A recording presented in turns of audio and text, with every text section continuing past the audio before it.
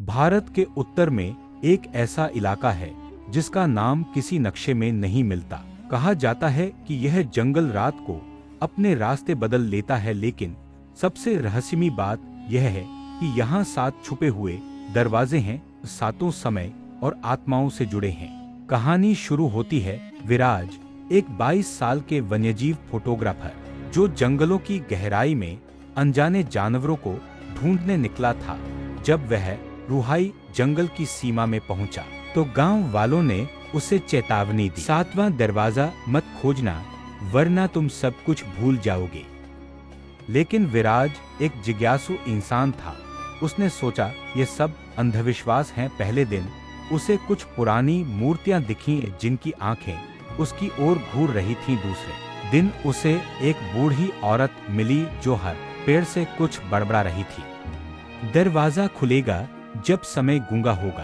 तीसरे दिन विराज को एक आवाज सुनाई दी, उसकी ही आवाज, लेकिन उसे पुकारती हुई जंगल के भीतर से। और फिर उसे मिला पहला दरवाजा जिस पर एक शब्द उकेरा लिखा हुआ था।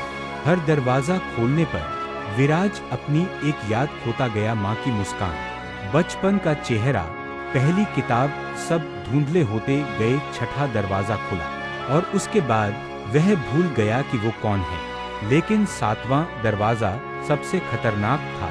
उसे खोलने के लिए कोई कुंजी नहीं थी, बल्कि अब उसे त्याग चाहिए था। विराज को अब तय करना था, क्या वो अपनी आखिरी बची हुई पहचान भी खो देगा या दरवाजे को बंद करके हमेशा के लिए जंगल में खो जाएगा। उसने 7वां दरवाजा खोला। अंदर सिर्फ एक दर्पण था। दर्पण में विराज नहीं था, बल्कि कोई और था। वो आत्मा जो सदियों से रूहानी जंगल की कैद में थी, वो आत्मा अब विराज बन गई थी। और विराज अब दर्पण के भीतर था, पूर्णविराम, जो अब नया रक्षक इस रहस्यमयी जंगल का।